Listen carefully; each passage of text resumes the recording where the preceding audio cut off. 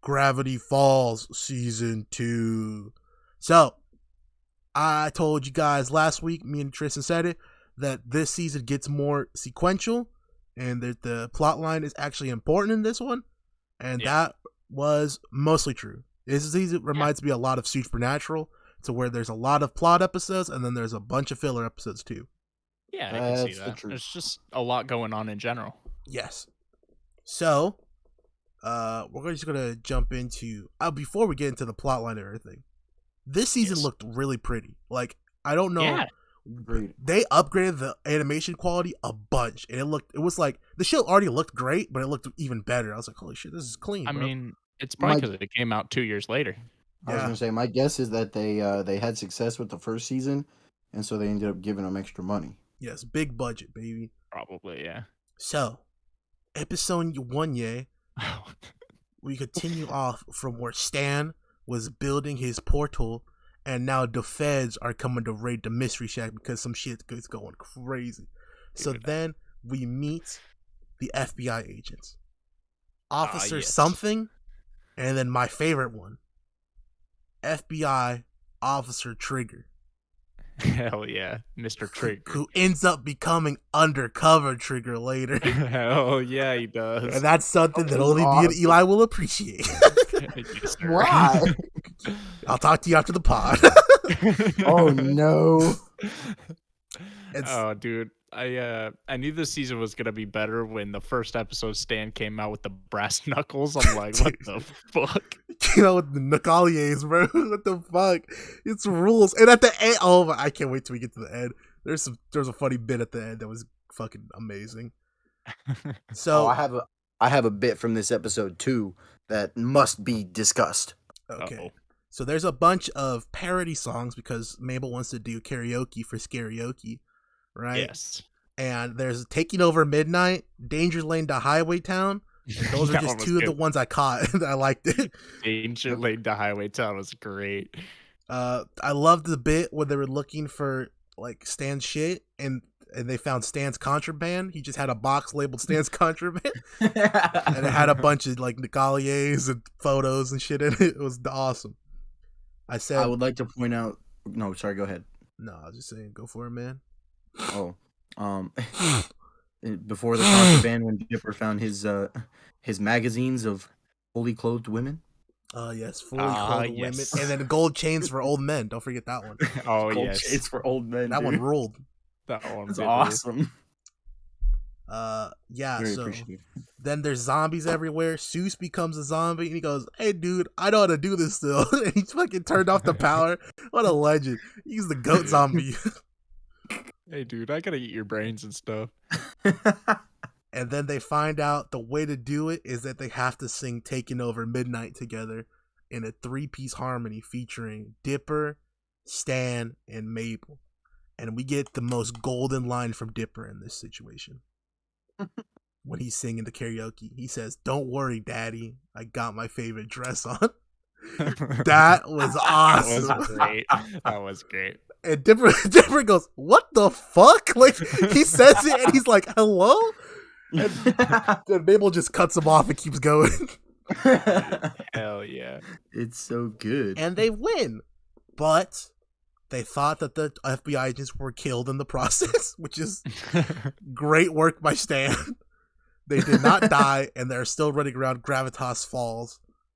And that's where we start, is that Stan basically has to wait for this machine to finish up, cool down, to be activated, right?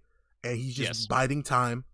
And he talks to this episode's important too, because he tells Dipper and Mable, "Yeah, I fucking know. You think I'm stupid? Like, I know that this town is mysterious. I've been trying to keep you guys away from it, right?" So then him and Dipper make the deal, but they're both scam artists, to where Stan will no longer keep secrets, and Dipper will no longer try to hunt the mysterious. They're both fucking liars. Yep. And they keep going. Just gonna say back to they win. Dipper ain't never gonna win, especially in this next episode. Hey man, I don't know, man. He kind of dubski at the opening of this episode. Wait. What? I have something important to discuss. A specific moment from the first episode before we move on. All right, it's better be good. It's when This better be Oh, it good. better be good. Yeah, you gonna have something to say about it, Reek. Oh no. It's when they're decorating for the party. Because I think it was in this first episode that they figured out that there was like all the secret writing in the books. Because they were like, oh, we're stuck, and then they figured out that there was like invisible ink, with the black lights. Yes, sir. But when they're setting up for the party, they're like playing with the black lights, Oh. and and Wendy goes, "Hey, Mabel, look." And then she lights it up and she's like, "Look at my teeth." She goes, "It's like a crime scene in my mouth." Yeah. Maybe you It's should. like, Maybe yo. you shouldn't have brought that one up, my man. Yeah. No, hold up. You Well, know, like, I why don't know did if- they I don't- bring that up? Well, I don't know if a 35-year-old man should be pointing that out Oh Hey, my look, God. you know what, buddy? about a 16-year-old quit it. character. You gotta quit it. Quit what? You're 35. What the fuck, dude? You gotta quit sexualizing fake. 16-year-olds, brother. Dude. If I'm 35, you're 72. We already discussed last week I'm 21. What the fuck are you talking Yeah, about? what the fuck? Come on. No, you just Yeah, lying. hey, Ricky's got dementia, bro. A little bit too old. It's got skits. All he does is lie. He's getting Now you're being old. slandered again. All right.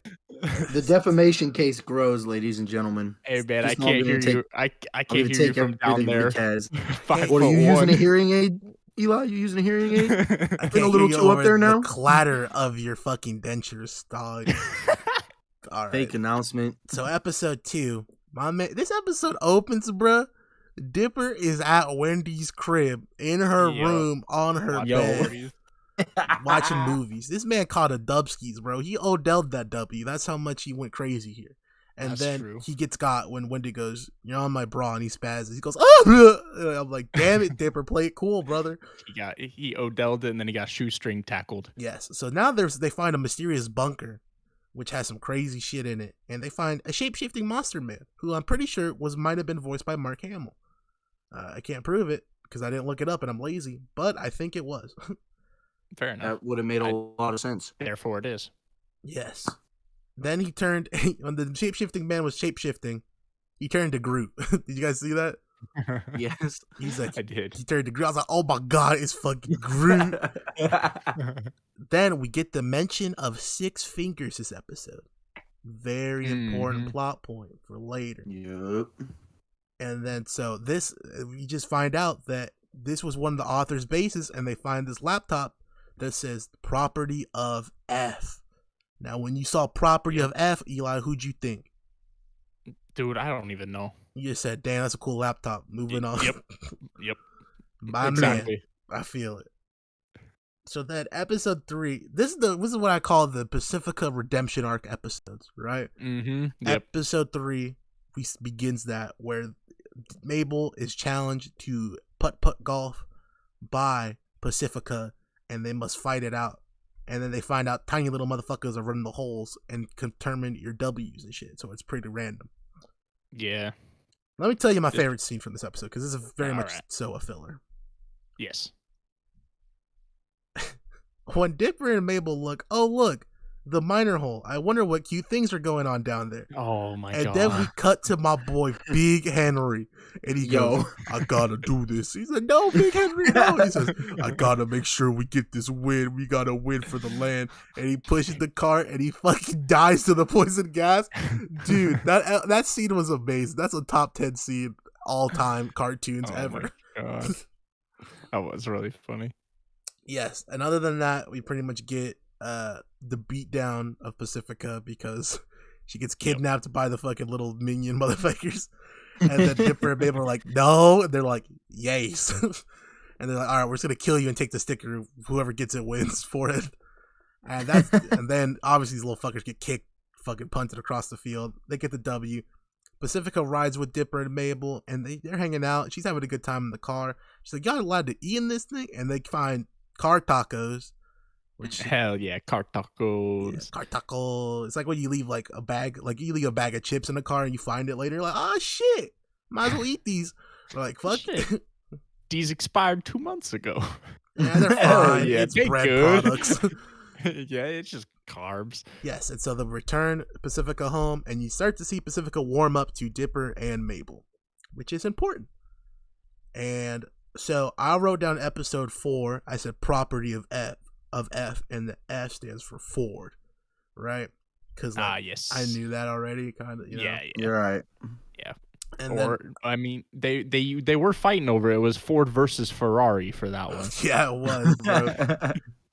I think they try to throw you off later when they tell you McGucket's full name. It's Fiddleford, and like it's property of F. And I was like, oh, Yeah. you know, I'm like, come on, bro, you can watch this shit. We get the return. We get the return of Bill Cipher. He's back. Mm-hmm. He has some of the creepiest and coolest shit this episode.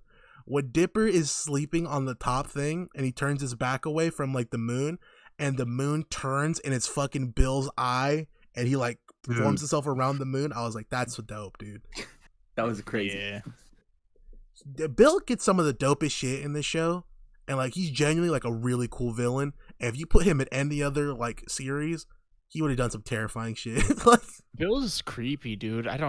Maybe it was just because he was a triangle. I wasn't 100% with him, but like he was creepy. I'll give him that. He's such a well-written character, honestly, for how little he has to do. He's fucking deranged. That's the dope part. Oh yeah. So this is another Mable wants a boyfriend episode, and she's trying. Well, while Dipper is trying his ass off to get this computer fixed and unlock the password, Mable is making puppets. Yeah. Yes, and so then Dipper gets put in a tough situation to where it's got 5 minutes before the computer locks down, and he needs to try to get the password. Bill comes in at your lowest points, of course, and he's like, I'll give you a password. I just want a puppet.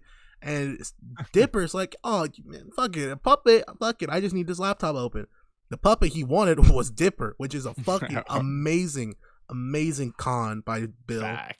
Facts. And got him good. The stuff he does as Dipper is just creepy as shit. Like him drinking soda through Dipper's eyes. Like, oh my god, yeah. Him like just slamming his arm into shit and like slamming the door on his arm. He's like, this is what pain feels like. It's like, bro, this motherfucker is different. Yeah, it's genuinely like scary too, like not being in control of your own body. Yeah, Dipper just, has to watching watch it happen. Yeah. And so then Dipper uses the power of sock puppets to tell Mable, and then Mable helps out by getting the book. They get the thing, they take him out, but by taking him out, Mable does not get her boyfriend because finally, for once, Mable did something for Dipper instead of Dipper always doing shit for Mable. It's about time. This was a gimme too. This was like a 1 yard line handoff. Yeah, please Mable, don't. Mable finally took it. Yeah, please don't let me get possessed by Bill. She was thinking about not doing it. Yeah, it's like, but boyfriend though. Okay, so this episode 5 is dedicated to me. I call it Internet and Cartoon Waifus. I feel you, Seuss. I feel you, man. You know, these real life girls be hurting you, bro. That's why you just need an internet waifu. You're a crazy internet girl. Yeah, bro. That's the best shit. You know what I mean? We get a great line from Mable this episode where she runs into the bathroom at the mall of girls and screams, "Where are all the sweet honeys at?" I'm like, damn it, Mable. You can't be doing this. Sue struggles to get a real girlfriend, but by struggling, he actually gets one, which is cool. Dude, yeah. But sadly, his internet waifu decided to make Five Nights at Freddy's a couple years early by trying to murder the shit out of Seuss. Poor Seuss. He just got honestly. Nah, Seuss is too many girls are fighting over him, man. That's what happens. But while Seuss is almost being murdered by animatronics, Stan is on a quest to steal an animatronic. Yeah, that's true. That side plot line was great because we get an amazing end credit scene. But before we get to that end credit scene, Seuss finally defeats his internet waifu, gets a new girlfriend to take to Reggie's wedding, and we find out that she is leaving soon. And he says, "That works perfectly for me. I was just dating a girl through the internet." That's awesome. Yes, and we get an end credit scene where Stan and his original statue that leaks oil decide to go on a monstrous rampage of Las Vegas. That was awesome. That's like the best end credit scene. Limo riding with the champagne. They went to the strip club. They got in trouble with the federales and had to run through a backyard. That was just a great 10-second highlight of what makes Stan great. Yeah. Oh, this was a good episode for Seuss's grandma as well. I love Seuss's abuela. Yeah, Like at the end, she goes, Seuss's life is my soap opera. I was like, this is True. fantastic. I feel that. This- I do watch some people's lives like it's soap operas. It's a great time. I I did know see mine was at the top. I did see Jensen Ackles in that one. I think that was about Seuss. Oh my god. Well, Seuss in Days of Our Lives. I'm surprised you remember the name of that shit. It's the only soap opera I know the name of. yeah, all right, buddy. I don't know any. What about General Hospital? Is that a Oh soap my opera? god, is that one? What was that? I forgot the character's name. That's just more supernatural shit. Yeah. Cowboy or Doctor with Boots or whatever. Yeah. Oh, that one. Okay. I don't remember, dude. Okay, episode 6 is one of those episodes like from the first season where we got 3 little mini stories. Let me give you the quick rundown of quotables that I liked from it because the plot doesn't matter. There was a great pick-up line where it said, "Girl, are those space pants? Because your butt is out of this world." And I said, Yeah. writing that down. Oh my god. The animators were making fun of themselves by saying only antisocial recluses animate things. That was great. And we got Gumby Seuss, Fair. which is cursed. Yeah. Any comments from you guys about this episode? Was that 6? Yes. Yeah, no. My boy Stan just had Sauron's eye chilling in his gift shop. I don't know if you saw that. Dude, that was crazy. I was like, is that Sauron's eye? I rewind. I was like, that's Sauron's eye right there. That was weird. You damn That's right my it comment. was. Stan was alive for the Middle Earth era. Yeah, dude, he was Aragorn. What are you talking about? Hell yeah. That's something I'd pay for. Fucking That's fact. Stan running. Oh, we should have got that episode, the Lord of the Rings Stan episode. as That's Aragorn facts. and Seuss as Legolas. Dude, No, Seuss is Stan was- absolutely Gimli. I don't know what Yeah, you're that's talking about. facts. Exactly. Yep. Dipper's Seuss is Frodo. definitely Like, Gimli. come on, man. We know Yeah. I mean, yeah. Yeah. this. He's Mabel could have been lame. Legolas. No. No. Wendy no, would be uh, Legolas. Yeah, that's actually for true. That might be for true. Who's Robbie? Robbie's Boromir, whatever his name is. What's the one Robbie that Sean Bean Boromir. plays that gets murdered in the first? Is that Boromir? That's Boromir. Yeah. Okay. Yeah, he's Boromir. No, hey, wait a second. Thompson is Gimli, dude. Man, Thompson, these nuts, son. All right, episode Thompson, 7. Oh, Thompson's awesome. We Dude. get. What's up, Eli? What's up? I was gonna say McGucket's dope. I was gonna get to it. You got it though. McGucket is fucking great. I actually love McGucket so much. He's so fucking funny. He's a fantastic. It's a great character. origin story. Yeah, right. Episode 7 was one of the most important episodes, in my opinion. Society of the agreed. Blind Eye, where you find out that people are stumbling upon to the mythical shit. There's just a Mhm. society that'll wipe it away, like they'll That makes so erase much your sense. memories, which is like dope, and then it's really creepy too. It's like holy Yeah. shit, like these dudes are just kidnapping people and wiping their memory and then sending them back off. The cool part Yeah. about this is we find out that McGucket's the one who actually started this thing, the society, and that it was because he made it, and that he found shit out that he didn't want to remember anymore, that was turning him Yes. crazy. And he kept figuring it out again and again. He kept wiping his shit until he turned into the McGucket we see at this point, where his brain is fucking mush, basically. Pretty much, yeah. Ooh. Yeah, this was awesome. Dude, it's when Gravity Falls gets serious, it's some of the best TV. Like, it really is. Yeah. It's super entertaining plot lines. That's why I would love to see. We're never gonna get it, right? But I would have loved to see a season 3 where Dipper and Mabel come back and they're like 17 or 18 or something. That'd right? be cool, yeah. And they come back and the town's changed, they've changed or whatever, and they're just fucking looking for mysteries and stuff. Like, nothing crazy. They're just, you know, Mystery Inc. style shit, right? Like, that would be so cool. Because I feel like at this point, these characters are so well written and so well developed. I just want to see them more. But Yeah. we won't. Hypothetically, this would have been the year to do it because it would have been 5 years later and they would be 18 now. Hey, Tristan, we're never getting season 3 because they told us to fuck off it so many times at this Yeah. point. Oh, no, I know. I'm just saying. The creator literally tweets all the time, "Suck my dick, you're not getting season 3." Yeah. That's so funny. It's No, mainly that's because true. it's tied up with fucking Disney and that he hates Disney now. So Dude, I'm just I don't upset we blame only him. got 20 minutes of the McGucket origin story. I wanted X-Men Origins McGucket fucking 2 hours long. you want him to Just- be in the wheelchair. Dude, McGucket in the wheelchair go crazy. Eli, it's fine. We got Seuss eating his own pants in this episode. Hey, I don't give a shit about suits in his pants. Man, Sue's had a couple good moments. Man, he was playing this song, this fire ass song. He said, "I'm blanching, girl, I'm blanching. I'm living in a mansion." That shit ruled. Dude, I want to find that song, man. That shit was awesome.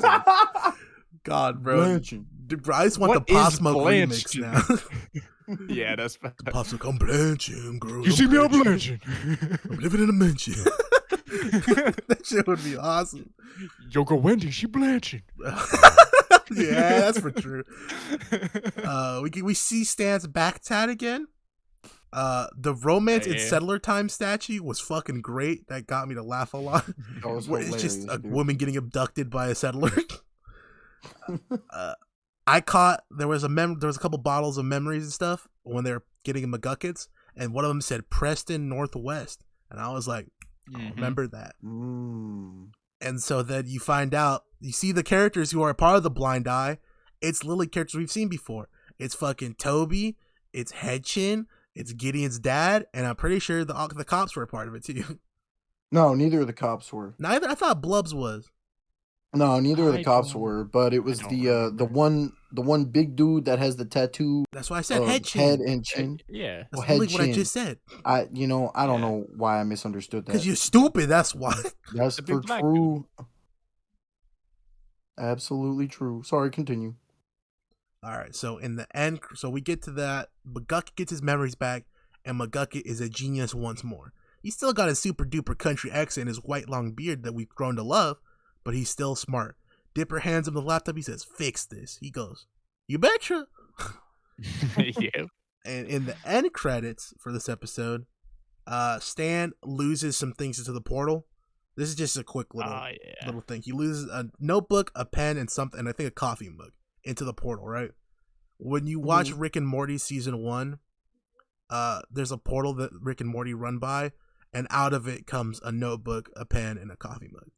So in canon, Gravity Falls and Rick and Morty are connected in universe. If you guys didn't know that, that's weird. I say you told me that, but that makes sense. Yeah, because Justin Roiland, who voices Morty, and Alex Hirsch, who made Gravity Falls and voices Stan, they're like best friends, and so like they just cross over their shit sometimes. Dude, that's awesome. Episode 8, we get the return of Blendin Blandin. He does blended things. He wants his revenge. We find out Seuss has a deadbeat dad, and actually a pretty fucking sad scene. Yeah. Dude, that was actually really sad. It's like, oh man. It's like, damn, poor Seuss. Horrible.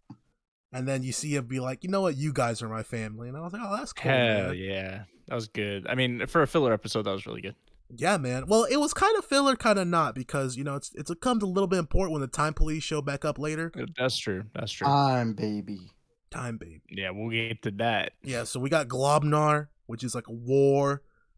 Mable and Dipper compete. They get tied with them until the final game, which is laser tag, and they just dog on Blendin and laser tag. Mable just fucking pre-fires him. Bow, bow, bow. Blendin fucking chokes away his bleed. What were you gonna say, Eli? My bad, brother. Oh, I said, yeah, they did. They just mobbing on him, corner peeking, everything. Yeah, Dipper runs, gets the W. They say, "What do you want to do with Blendin?" Mabel goes, "Kill him!" I'm like, Mabel. Yo, that was awesome. Dipper has a reiner back in. Mabel. She's like, "Oh, my bad." Like, I lost her for a second. They bring the wish to Seuss, and they say, "Seuss, you can wish to finally have your dad come to your birthday. You don't have to, live with that pain anymore." And Seuss goes, "Nah, I fixed you guys, and I got infinite pizza slice. That's all I need." Hell yeah. Infinite pizza slice. But by doing that, it's important, because if he didn't do that, we find out that because of that birthday, that's when he came to the Mystery Shack, and that Stan hired him when he was a kid. Yeah. And so if he never did that, Seuss would have never been hired. So if his dad never showed up to his 8th birthday, Seuss never would have met Dipper and Mabel. Well, it's a really wholesome episode, man. I was like, damn. That's a good episode. Yeah. That's like wholesome. That was really good. No, I did like that episode. I enjoyed it too. We get. I like Globnar. It's just a Tron reference. I don't like Tron. No, I'm not a huge fan. But I get you. It is a reference though. Tron looks cool, and then you watch the movies. Tron Evolution was butt. We get the love god potion. Mabel tries to be a matchmaker when she's 12, and she's just being stupid because she's 12. And then that one was stupid. The best part to come from this was teens and dating within a friend group is super realistic. Yeah. Yeah. Yep. How could you date my ex? We're in the same friend group. I knew people like that. So you knew I had a crush on her. You did? I did. So, guys, I try not to do ships for this stuff. But that big old Dipper, the Dipper and Pacifica ship, yes sir, is definitely worthwhile. Yes, it was there in this episode. It was really cool. Like, it wasn't like over the top. They didn't try to force it on you. It was real subtle. Like, just Dipper being Dipper and helping people out at any cost, and Pacifica finally seeing someone help her. And Dipper didn't want anything. He's like, just let Mable in. Like, I don't even want anything. Dipper was literally saving people hunting things. The family business. the family business. The Pines family business. I wrote down he was 00 Dip in this. 00 Dip. That's my boy right there, 00 Dip. Hell yeah. The fucking lumberjack death scene in this. Oh my god. Surprisingly brutal. Yeah. Having him get caught in a mudslide and then an axe come down and axe him in the forehead. I was like, Gravity Falls really pushes the boundaries of what they could get on fucking Disney Channel. Yeah. Right? Yeah. Disney XD. Yes. And so that was just Kratos the whole time. Yep. Okay, this is a throwback. You guys, I don't know if you guys caught this or not. The pose when Dipper gets frozen in the wood is the exact pose Bill took when he said this is what Dipper's final pose is going to be, like his death pose. Oh shit. Yeah. No, I didn't. So like Bill knew that shit was going to happen. I wondered, because he said that's how he's going to die. I wondered if Dipper died there, or B, he didn't, like, in Bill's timeline that he saw, Pacifica didn't save Dipper. Like, I wonder if that's like what happened. Just a little bit of question for myself. Interesting. But yeah, it was really interesting to see Dipper and Pacifica open up to Dipper about stuff, and then for him to find out they betrayed him, and then him freak out about it, and then she's like, no, I didn't mean to. They did a little bell thing to her. That was kind of fucked up. They had a weird, dog dude. bell. I was gonna say, it was like a monkey thing. Well, it's like I forget. It's like Pavlov's law, maybe. Pavlov's theory. Yeah, or like. Oh, I remember that. Yeah. Yeah, so like if you train someone for something, when something sounds, it'll make them do it. Conditional, whatever it is. Yeah, behavior, stimulus, whatever. Yeah, conditional training. I forgot, but yes, I know what you're talking about. Psychology shit. That's what happened to Pacifica, and then she broke it at the end. And then we find out that Trigger and the other FBI agent were undercover at this place, and they start arguing in the coat room, and then a girl walks in and goes, fuck this. They just close the door. And Cambry, dude. That was hilarious. Stan. Everyone keeps telling them about Stan, right? Because I think this is the episode where the feds come. He gets arrested. They get raided. They're arrested. He says, believe me, kids. They find out he's fucking lying still, and they're very not happy about that, right? Can't blame him. Yeah, and then Mabel uses the grappling hook to get back into the mystery shack when they start looking for shit. They think that, this is amazing, by the way, if this would have been true too. They think that Stan died, right? Their Uncle Stan died, and that this mysterious man who is a con artist took over his identity and has been hanging out with them for the summer. Yeah. That would have been fucking spooky, because Camp Lazlo did that, but they only did it in one episode. But that just plotline alone is like, holy shit, who is with us? It's like that one movie that came out with the grandparents, and the kids go to the grandparents, and they find out who these aren't grandparents, they're escaped from the mental hospital. Oh yeah. What? I don't remember what movie that is. I think it's called The Visit. I think it is like, it's like yeah, or like The Visit to Grandpa's or something. I don't remember, but yes, you're right.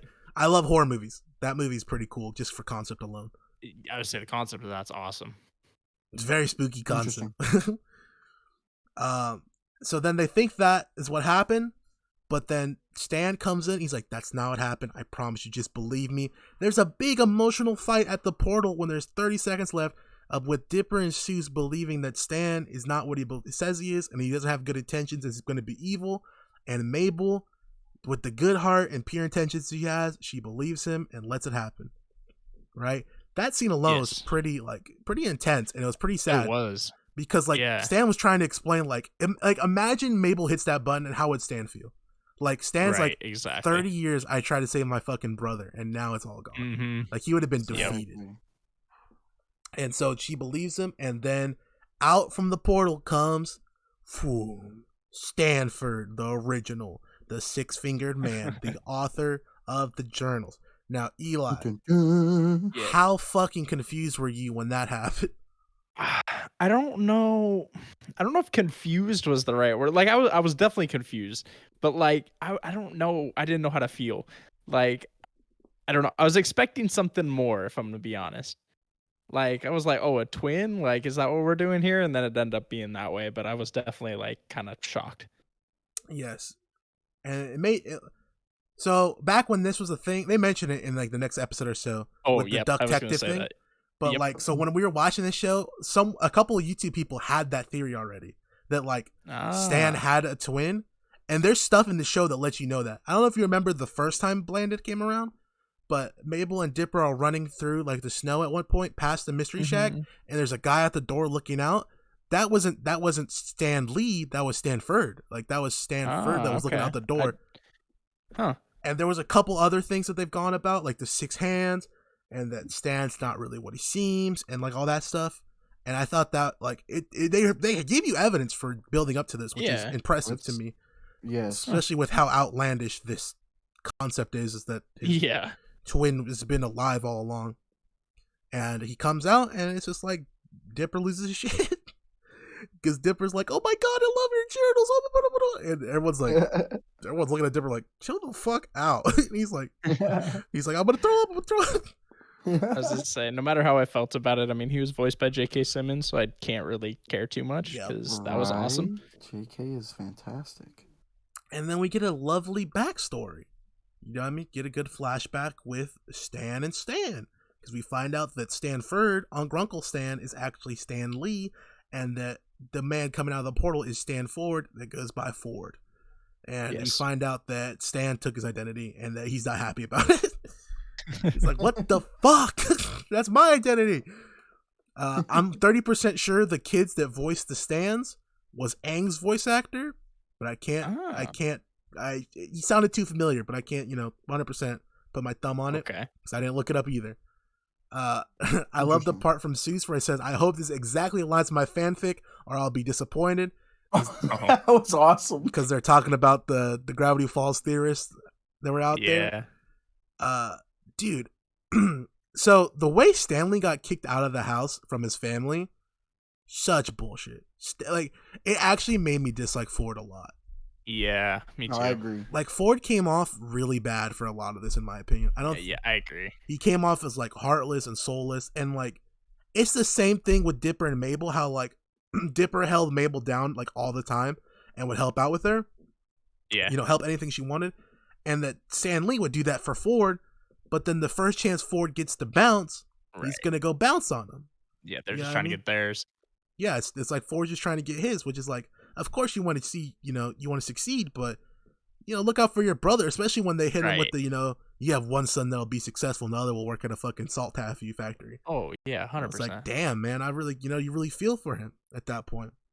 And then they split up for however many years, and then Ford meets Fiddleford. And you find out Fiddleford is basically Steve Jobs, which is hilarious. He's selling computers out of his garage. Yep. And then you love to see it, though. We find out why McGucket started wanting to erase his brain. It's because he got launched into that fucking space portal for a little bit, and just what he saw, he was like, "I'm not doing this anymore. I'm good. He's like, I gotta get out of here." He said, "Don't be a." Ford's like, "Don't be a bitch." He's like, "Nope. No, I'm gone." Yep, I'm a bitch. All right. See, that's like me. Anytime you guys try and convince me to do stuff, no. So seen that episode before. Ford decides, I'm gonna be a dick. Calls up his brother. I think they said at this point it has been 10 years at that point. Yep. Yeah. After 10 years, calls brother, and like for Stanley, this is a big moment for him. He's been struggling. He's been trying to become something. He's had all, he went to Colombia, went to prison, been a con man, trying to make trying to make something with his life, and he can't get it going. Right. His brother calls him, who he hasn't talked to in 10 years, and he loves his brother. And if there's one thing, Stanley, whatever, he loves Ford no matter what.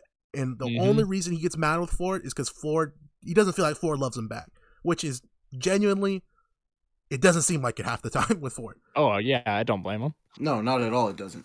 And so he comes up there, he's like, what's up, brother? How are you doing, man?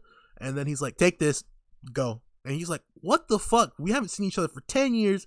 No, nothing. No, let's talk about what happened or anything like that. You're just telling me to take this book and go. And they start beefing and they start brawling.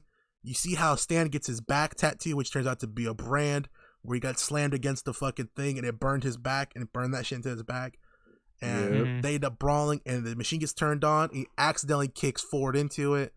And so that's how, Ford disappeared. And then you find out how Stan got the mystery shack was that he took over the house from him. And he, the people were like, oh, you're the scientist guy. And you're like, blah, blah, blah, blah. And he tricked them into believing that. He started making memes. Everyone loved him. And the mystery shack used to be called the Murder Hut, which was which is awesome. Yeah, that's fucking crazy. I was like, the Murder Hut. Yeah, Murder Hut Juniors. Yes. That, again, exactly. Like I was saying before, when they get serious, the show gets really good. I thought that was a really, really good backstory to the brothers. And you see how, they were just like Dipper and Mable, and you see how this is going to create a wedge between Dipper and Mable as well. Because, Mable is absolutely more like Stan Lee, and Dipper's more like Stanford, because, one's smart, one's like that. But they're flipped in the sense that Dipper is willing to help Mable, but Mable doesn't help Dipper as much, as opposed to Ford not helping Stanley and Stanley helping Ford, kind of thing. Right. And I really love that episode. It's a real good family dynamics kind of thing, Families are complicated and weird. Yeah, I like any kind of character development from shows that I don't feel like have enough of it. I feel like when the show does it, it does it really well, but there's not enough character development. I get it's like a kid's cartoon, don't get me wrong, but like you said, when they do it really well. So I like when they do it, because they were lacking it at some points. I completely agree. Rewatching it, I was like, man, there's a lot more silly episodes in the second season than I thought there was. Right. Yeah, same actually. But all the good episodes from the second season were those super serious ones were so fucking good. Yeah, so I good. liked that, man. I wish there was more of it. I mean, that's just me being, spoiled now, but I wish there was more. Less fillers. Yeah, I mean, I like silly episodes, don't get me wrong, but I don't know. When it's good, it's good. That's I was going off on a completely different note. When I went back and watched Supernatural, I was like, damn, there's a lot more fillers than I thought there was. I thought it was all kind of that cool family, whatever, main plot line shit, but it didn't end up being that way. So it's weird coming back to shows that you thought were like that. Absolutely. Right. So going on, so now Ford's here, he's around, and we start getting some adventure episodes with Ford. We get the Dungeons and More Dungeons, which was an okay episode. It wasn't too crazy. The thing I took away from it was Diggity Dungeons and all that. That was great. The rap version of Dungeons and Dragons. Dude, that was hilarious. Yes, sir. When the wizard came out, he said, I'm about to school you with my rhymes. I said, yes, sir. Do it. Yes. And so that then plus the Detective season finale. Yes. And they're like, yes. They're like, Detective is a kid show that has a lot of jokes that go over kids' heads and more meant for adults. I'm like, I get the parallels. As a twin? The fuck? That's fucking stupid. I was like, hell yeah. I love shows that a year ago. I love shows that can do that, like when Supernatural does and other shows, like when they make fun of themselves. I'm like, hey, that's cool. Yep. I appreciate people who are self-aware. Same. So that happens. Thing. Dipper and Mable and Stan save Ford and Dipper. Everyone goes away. They save the day. Next, we get Mayor Stan, which is goated. Oh my god! Because Stan as a politician is just great. It is great. It makes so much sense. Gideon. Yes, it does. Gideon tries to send his father to become mayor so he can get a pardon. Very realistic. Gideon's family. Yep. Dipper was going crazy. He was doing some crazy shit. And then Mable was breakdancing his Stan. Yo, that was It's great. And pretty sick. Stan wins Stan the was election. Stan was busting it down real quick. Stan wins the election because the Eagle chose him, and then he gets disqualified because he literally has the entire rap sheet. Any charge you can get, he has it. Yep. He's like, oh, I'm glad they didn't list the bad ones. I was like, uh-oh. Murder, terrorism, Yeah, exactly, yeah. Racketeering, Sexual assault. I'm like, Oh my damn, God. Stan, what you doing? Stan would never. Come on, man. Stan is actually the villain of Taken. just a closet pedo. He fought Liam Nah, Neeson. man. Stan be spitting, bro. We see Stan spitting game later in the episode. Spit on these. Whoa. Wait a second. Excuse me, sir. What are you trying to say here? Oh my God. Okay. Stan. This episode's great for one scene. Literally just one scene made this entire episode for me. I know exactly what scene you're talking about. You both know what scene I'm talking about. So this episode, they have to get unicorn hair. Mabel does Alright. to make a defensive grid. Blah blah blah blah. Stop Bill. Yeah. Okay. Grenda and Wendy and them No. decide we're done playing ball with this unicorn. We're gonna knock him out with some fucking chloroform, and we're gonna steal his shit. All okay. Greta proceeds to beat up with a fucking up looking gnome who is a crackhead and crack dealer. Yes. Deals in pixie dust, they said. Yes. Brenda asks him, how do you even get this stuff? And he goes, look, man, everyone likes sausage, but no one wants to know how it's made. And then she goes, you're fucking disgusting. He goes, yeah, I am. So then they do the drug hand. They're both wearing black hoodies, by the way, which is great in and of itself. With the cap and the sunglasses. Dude, they do the drug handoff, and then the federales jump out the bushes. They call, damn, Grenda and them a snitch. I thought for sure Wendy wouldn't be a snitch. Mm-mm. Oh my God, They did what needed to be done, bro. The sting operation. Federales pull up, said, get on the ground. He says, fuck, y'all snitching me out. And he said, take him away. Grenda said in her deep ass voice. It's so That funny. scene alone made this entire episode for me. Like, fuck the rest Bro. of it. It's Yeah, great. it's facts. And then the cop comes over. She goes, "You're cut." And then the cop's a dirty cop. I'm like, dude, this show is amazing. That was good. That was good. And then Mabel fights a unicorn. That Mabel was awesome. is fist fighting this unicorn because the unicorn's a shitty person, doesn't want to give up the hair, so Mabel starts beating that ass. Piecing them up. Uh, Tyson Fury. Yep, knocked out Deontay Wilder. Fuck him. We get episode 16, which I call Dipper is fucking spitting game out in the Yo. street. Oh yeah. Yup. Ooh. Dipper all went the town women's- to town, attraction to attraction, getting the bitches because they were attracted to him. Mm. So he got a bunch of girls' numbers, ended up backfiring because Candy started liking him, and he did not care for Fucking Candy at all. Candy, bro. Gotta mess up everything. I was gonna say a name. I'm not gonna do it. Die. We're gonna move on. Yeah, we're gonna fast forward. We're gonna move on. So- Oh no! So Dipper. This is something I'll have to hear about later. Yeah, you Yeah. will. Dipper. Oh no! Dipper ends up, getting the girls confused. They all hate him now, and he has to recover. He finds that Stan can actually spit game because he gets captured by a spider lady. Spider lady almost eats his head off. They get away, and he tells him, I don't actually be spitting. I'm lonely. I'll die alone. And he says, yeah, but we'll die alone together. And they say, fist bump, and then they go away. Yep. That's the episode. Yes. Yo, hey, when Dipper's on the walkie-talkie with Stan, and he goes, "Yeah, it turns out Darlene is one of those spider people, but other than that, the date has been okay." And I'm like, perspective, baby. You sure Stan, it wasn't a Stan has crab? priorities. Wasn't a crab people? Crab people. Crab Crab crab. people. Look like a crab. Talk like Between people. Between that and Dipper having girls in different area codes. That's facts. He damn sure did. Yeah, he got girls all over the Little Dipper. If you know what I'm saying. Yeah, whoa. All right. No. I meant the constellation. I Moving didn't mean it like that. I didn't mean like I meant if you line up the constellation. Never mind. I'm not Yeah, gonna- whatever you say, no, bro. You know moving on. exactly what No, Dipper was the lighting Big up. Dipper. The Big Dipper. Whatever you say, bro. So episode 17, I call this The Beef Begins because yes, sir. Stanford says, Dipper, come with me, man. Fuck everyone else. We can do some cool shit. You smart ass kid. And Dipper goes, I am a smart ass kid. And then he goes, I'll do it. And Mable hears it. Mable gets sad because they're trying to plan their birthday. No one wants to come to their birthday. Summer's about to end. They're going to have to go home. And then Dipper does that to her. And then she gets real sad. She runs away. She finds this fucked up rift thing. Blendon comes out of the bush. He says, hey, give me that rift. And she goes, no. And he goes, I'll make summer last forever. And she goes, that's a good deal. Blendon. Gives it to him. He spikes it on the ground like Gronk style. And then comes the reveal. Bill Cipher has taken over Blandon.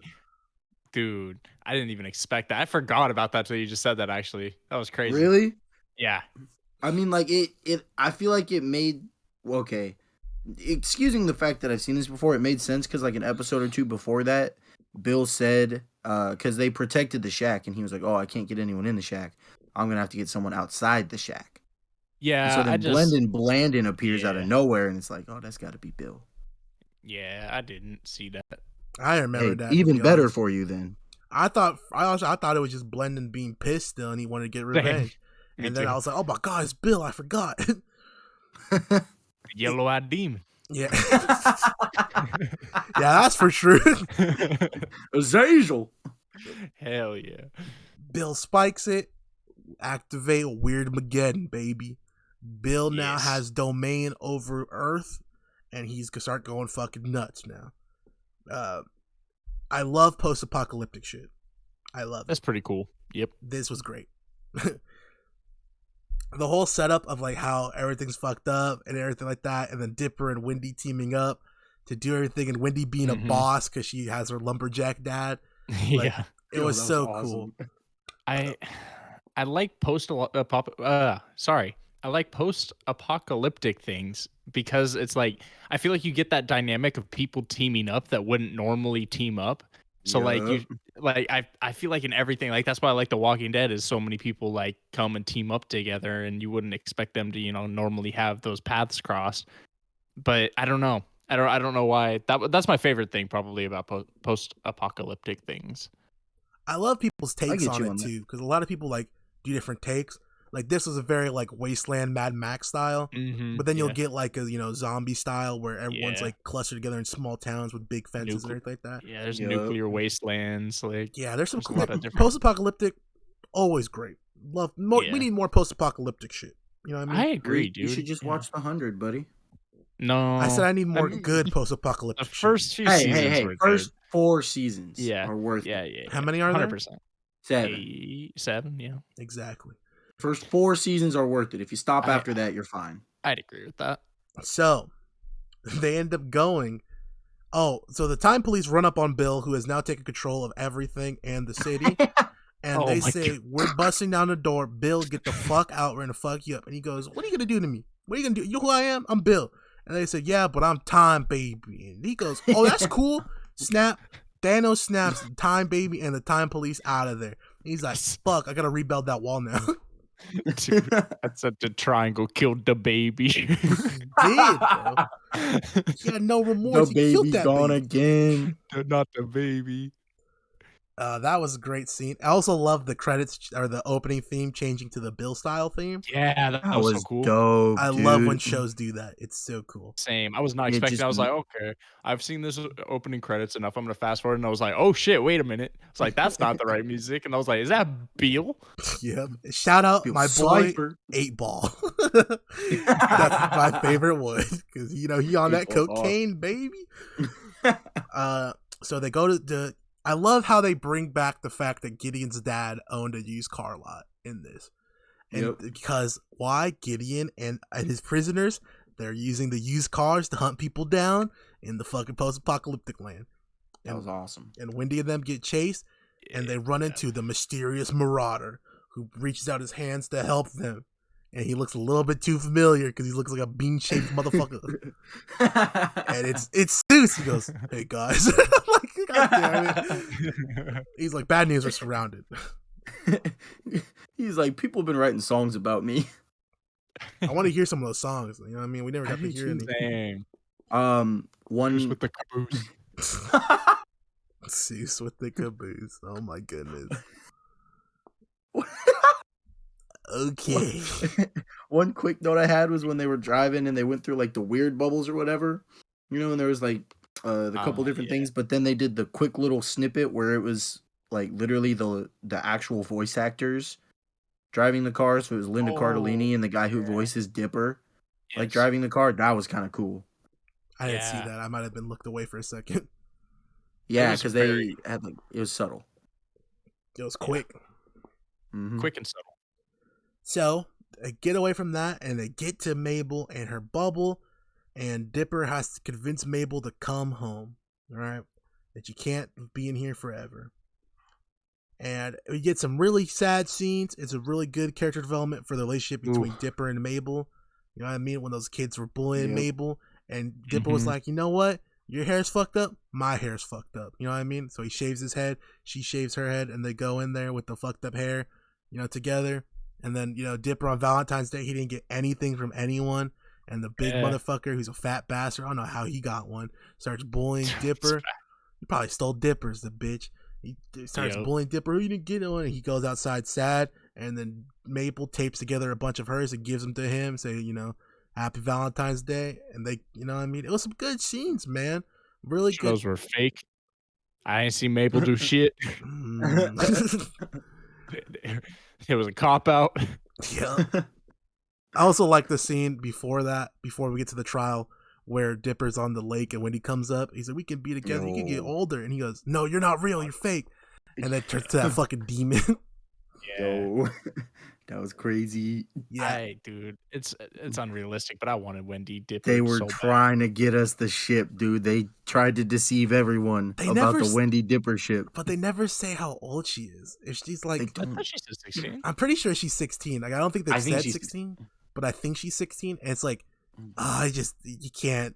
You already said she's too old. I said, no, Wendy, you're not. It's like he would have to be like older, like, what I mean? Like, oh, Dipper's 20, she's 24 kind of thing. Not 12 and 16. Yeah. Right. I think she's bare minimum 15 because she's already been through a year of high school. So, like, she's 15 at the youngest going on 16, but she's probably like already 16 or 17. Probably. So then that happens, and then Dipper and Mabel reconcile, much like Stanley and Stanford need to, and they get out and they're going to go fuck up Bill. And so we get the greatest hits inside the mystery when they return to the mystery shack. Everyone is in there. We get Larry King's there, Man Bear is there, Pacifica's there, Bigums is there, the Gnomes are there, Bootleg Ryu is there, several times is there, several times, and it was awesome. It was great, dude. Yeah, that was cool.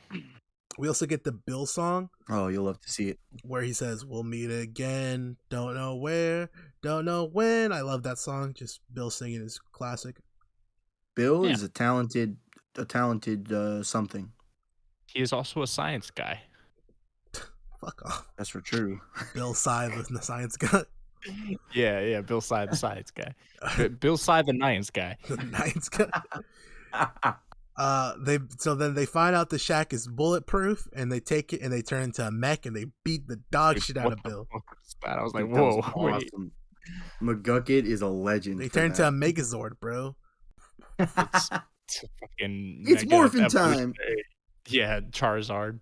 Dude, Bill had a couch made of human skin. That's terrifying. And they just slipped that in there. Yeah, they did. I'm just like, slip that one. Holy shit, Bill is terrifying. Yeah. And he made the stone people into a throne for himself that he can't even fit in because it's way too big. That was awesome. What a guy. That was awesome. Yeah, they start beating the shit out of him. Did I say Seuss introduced McGucket to anime? No, you didn't, but that did happen. Yeah, he's like, come here, man. I got something to tell you about this anime shit. And I was like, my man. You like that? I got hentai for you, McGucket. Whoa, yo. He said, I need gun swords. Yup. And so then we find out, I don't know if you saw this, but every time in the opening credits, right before the Gravity Falls hit, it does a flash and then Gravity Falls. That Okay. flash every time was the wheel of the characters and Bill in the middle that they do in this episode. Oh, I see. I didn't even see that. So yeah, so for a long time, people were trying to figure out what that wheel meant, and once we realized, once we saw that Bill was calling Mable, Shooting Star, Dipper, Pine Tree, and Sue's question mark, they're like, okay, so that means those are characters. And then there was a big theory for a long time trying to figure out which characters would go where, which was yeah. really fun if you were watching around the when it was airing. Right. And so Stanford is a fucking bitch. Literally, That's so true. they all get in a circle, fact. they're all doing it, and all Stanley wants, he says, just say I'm sorry and thank you. You know what I mean? Thank you for saving me. And he goes, anyways, you stop being challenged. He goes, just say thank you. He goes, fine, thank you, Stanley. They start doing it, and he said, sometimes, I could be the good twin and you could be the other one. And he goes, you and me. And then he goes, fuck, goddamn it. And he steps off, starts throwing shit because Ford had to be a fucking dick to Stanley. Yep. Everything goes bad. We get to the final episode of the series. I remembered when this aired, Eli. It was a real tough time for me. Oh, yeah, I'm sure. So they start doing this. Dipper and Mable decide we'll go buy time so you guys can set something up, right? So you guys can try to get out of the cage that he locks Stanley and Stanford in. They're running around. They're fighting him. Bitch. And Mable sprays him in the eye with something. I forget what it was. It was spray paint. Yeah, spray paint. She goes, what the fuck? I love how that's Bill's weakness. So He's got funny. one big eye. If you fuck it up, you taking him down. He does that again after they punched him in the eye before. And Well, no, they ripped his eye out with the T-Rex hand. Oh, that was awesome. That's right. They had to fucking rip his eye out. And so then they get captured, and while they're away, Stanford and Stanley are talking about, if we let him into one of our heads and then race it, we can do it. And Stanford was like, I can't let him in because the plate. And so then they come back. They're doing it. Stanford finally says, I'll let you in, Bill. Let's do this. He goes into his head. Now, if you were paying attention when you were watching this scene, because I was really looking for this, because I knew this was going to happen. Mm-hmm. If you look at Stanford's hand, right before he lets Bill in, he has 5 fingers. Oh, Stanford has 6. So they do the handshake. He goes in, and then it's an empty void. And then he goes, awesome. Oh, cool, I'll go into his head. And he comes in. It's the Mystery Shack living room with Stanley just kicking it, watching some TV. And he goes, I'm going to fuck you up. He goes, yeah. He says, don't you ever fuck with my family. And Bill's like, no. And then Stan grabs him and goes, Bill, bitch, I'm going to kill you. And then they erase all the memories from Stan Lee's head. That was a very sad scene for me. It is really sad. I mean, for a little bit. For a little bit, yes. At the time when I was watching this air, I was devastated. I was like, oh absolutely. Sure. And they erase it, and then Mabel's reaction is what really takes it home. Is that, hey, we did it, Grunkle Stan. She goes, he runs up and hugs me. He's like, cool, little girl, who are you? And she goes, what? And she goes, it's me, Grunkle Stan. And you see her start freaking out and start crying. I'm like, oh, Mable would freak out and start crying if that happened. You know what I mean? And she's freaking out. When my heart started to hurt. And Dipper and Ford are trying to hold it together. Ford's beat up about it. He's like, fuck. Like, I didn't want to do this. You know what I mean? And he's like, I'd rather have it have been me. And then Dipper's like, damn, bro. He's like, he's sad too. I wish it was. No, me too. Stanley deserved to get something happen or pay back fucking Stanley for everything he's done. Yeah. Because Ford has not helped that dude once, like at all. 100%. He let his brother struggle for 10 years. Then he fucking did that to his brother. And then his brother dedicates 30 more years to saving him. They doesn't even say thank you. He says, finally you got me out or whatever. Or something, So that happens. Everyone's sad, but they start trying to refresh his memory. Mable finds her scrapbook she's made of the summer and starts showing him things. He's like, I don't remember any of this. Waddles doing that, and he's like, "Why don't you get off me, Waddles?" And they haven't told him the name of Waddles. Yeah. So they're like, "Oh, he's remembering things," and they keep doing it, and they keep doing it, and he's like, "Shut up, Susan," or something like that. Yeah. And he starts remembering, and then he gets all his memories back. Thankfully, everyone is super happy about it, and Stan Ford finally is like, "Hey, there's an anomaly happening in the middle of the Atlantic Ocean. You know, I think I'm gonna go do it, but I think I'm getting a little too old. I think I'm gonna need some help." And he said, "How about we make the Stan War again, and we go do what we said we were gonna do?" Stan War is awesome. And it's It's like, a great name. let's go, man. Let's finally, they get to do their brother journey together. Stan Lee has a purpose now, you know what I mean? And he finally gets to hang out with his brother. Seuss is the new owner of the Mystery Shack, dude.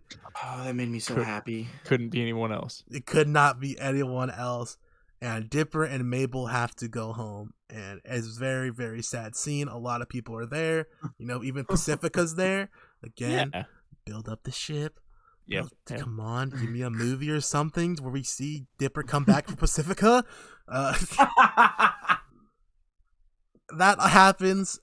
Then they're going away. Waddles does not get on the bus because there's no pigs allowed. And then Stanley says, "Fuck this. Pig's going." I had to deal with the pig for the whole summer. He's going with you, Mabel. Your parents are going to deal with the pig too. But it's really so that Mabel can have him because she didn't want to leave him behind. Exactly. The bus driver goes, "Hey, man, you can't bring no pigs on this, no animals on this shit." I got brass knuckles, Fucking motherfucker. Stanford pulls out brass knucks and puts them on and starts doing the stereotypical mafia hand punching the hand thing. Then Ford shows his trench coat. He flashes a gun. Well, that wasn't just a regular gun either. That was like a ray gun, bro. Yeah, that was crazy. Ford keeps that thing on him. Dude. Ford pulled that out. That's the best part to me. Ford didn't shoot. He did the ghetto man thing where you lift up your shirt and you got it tucked in your waistband. Yeah. He pulled out the trench coat. He's like, "You see what this is?" Bro, where do you think Ford was for all those years, bro? He's in the streets. He was in GTA San Andreas. Yeah. Oh my god. Then they pig goes. They all get back on the bus and everyone goes their separate ways. And we conclude. After they said their goodbyes. Gravity Falls. Man, this show, like I said, the second season makes the first season a lot better. And as a collective, they're like as one whole collective, the show is great. And Agreed. I'm a nostalgia guy, but I was surprised by how much the nostalgia kept me in at some points, and how emotional it still was, even though I knew it was gonna happen. Same. I really like these characters. Period. Like I said, I would love to see an aged up version of this shit. Just bring Dipper and Mabel back. You see Dipper's older. I want Dipper to come back fucking buff. It would be funny as fuck to me. He's still a nerd, but he's just jacked now. And yeah, it'd be great, dude. Hey, HBO or Prime Video, someone go talk to this man that's not Disney and help him make a new show, but older. I'm pretty sure they own the rights to Gravity Falls. But Hey. I don't want a new show. I want this show. Whatever. I'm telling you, Anti-Gravity Rises. Season 1. Anti-Gravity Rises. Yes, that sounds amazing. Season 1 coming out with Big Dipper, Marble. Yeah. What's it? Atlantica. Atlantica, there you go. Yeah. I don't know. I just enjoy these characters so much by the end of it. You just love to see them, and you feel you really empathize with them by the end. Oh, And it's great. The plot's pretty good and consistent, and I love mystery shows, like I told you guys. And so to me, this season plus the first makes the show elite in my mind. I don't remember my heart hurting so much at the end of the show when I first watched it. But, this time I was like, "Yo, please don't do this." Yeah, that's good. I have 2 notes that would have made just the last little bit of the show even better. One of them, I'm sorry, Reek. Dipper at least deserved a kiss on the cheek from Wendy, even in a friendly way. That's some facts. That they teased us with that. I think That you're should've just happened. projecting. Maybe not. Say what you want, but it would have made sense, I think it would have made sense for Dipper to date someone his age when they had a relationship with each other and they both establish a connection like Pacifica, but I'm cool with Pacifica. That's cool too. But instead Dipper gets nothing. He just gets fucked Yep. for the whole Yep. summer, That's and true. Mabel gets 10 boyfriends. Yep. Also true. The other thing I think would have been fantastic, is if in the fight scene where they were like in the mech fighting Bill, if they were playing Disco Queen. Or sorry, That would have been Disco cool. Girl. Yeah, Disco that Girl been would have cool. been awesome fight music for that. I could see that. Disco girl coming through. That girl is you. Oh my god. Lovely. Oh man, that was my ears right there. Yeah. Yeah. So for me, this second season was much better than the first season in my mind. And I think it gets jumped up to about a 9.5 for the second season to me. There was some stuff, like I said, if you cut back on the fillers and if you give Dipper, a meaningful like relationship with anyone else, I would have enjoyed it. But at the end of the day, it's still fucking great, and I still enjoyed the mystery aspects. But it's fantastic. I just want more. That's fair, yeah. I guess I'll go next, and I'll let Tristan finish out on a really positive note. I definitely like the second season more. I feel like I say to tone it down a little bit for me personally. I feel like Stan and a couple other of the characters that were, I don't know, more prominent in the second season than the first were the only characters that really stood out to me. I was never really sold on Mable or Dipper, honestly. Like, they didn't really have, like, I don't know why. Like, I just didn't really like. I'm not saying I didn't like them as characters. I just was never really sold on their characters. So that kind of brought it down for me a little bit, seeming that they're the two main characters. But as far as the mystery aspects go, as far as everything goes, I really liked it. I say I'll give this season an 8 because I did genuinely like it. As a kid, though, I probably would have given this close to what Reek gave it. It's just hard for me now because I expect so much out of the shows I'm watching, and it's not just like, oh yeah, there's not that nostalgia factor, I guess, for me. Absolutely. Tristan, take it away, Penny. That's fair. I am on a similar boat with Reek. I don't know. I'm at about a 9.5 for this season, for basically the same reason. There was like, I think in both seasons there was like one episode that I really didn't care about, but then the fillers were okay. This season is different for me, whereas in the first season I really appreciate a lot of the silliness and kind of the filler stuff that's there, while they slowly kind of have this overarching story. Because especially like the first time I watched it, I was like, oh, this is just kind of a silly show, and then there was this like flow, like looming overarching plot, and then season 2 just like boom, just hammers home this big plot that they only really alluded to in the first season. And that's what makes the second season so good, is that it gets so serious and everything else. So for different reasons than the first season, I give this season a higher score. But this is just such a good show overall. Did you say a number or was I spaced? You said 9. I said like 9.5. Okay. Yeah, man. Good shit. Good show. I enjoyed it. It's so much fun.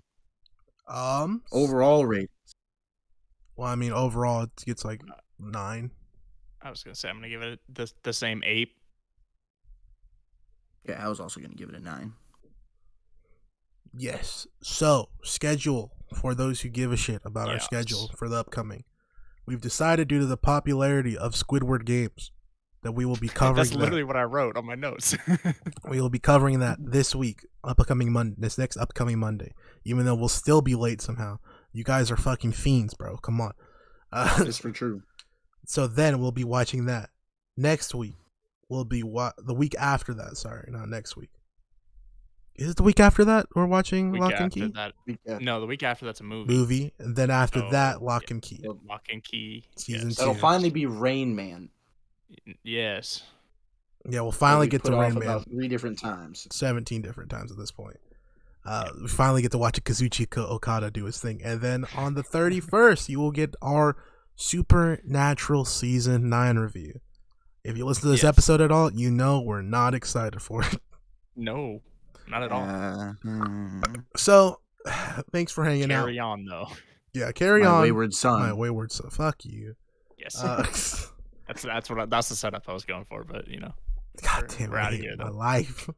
So, we want you guys to come hang out with us this upcoming week. We're gonna have a great time this holiday season, As we go from October to December, we'll have our wrap up at the end of the year with our best shit from the year in December, the end of the month. So, yeah, man, come hang out with us. We're going to be doing things. But to close it out for today, I want you guys to remember that my name is Enrique. Appreciate you guys. My name was Eli. My name is Tristan. Much love to all of you and Alex Hirsch for creating Gravity Falls. And before you go, I want you to remember everyone needs a grappling hook.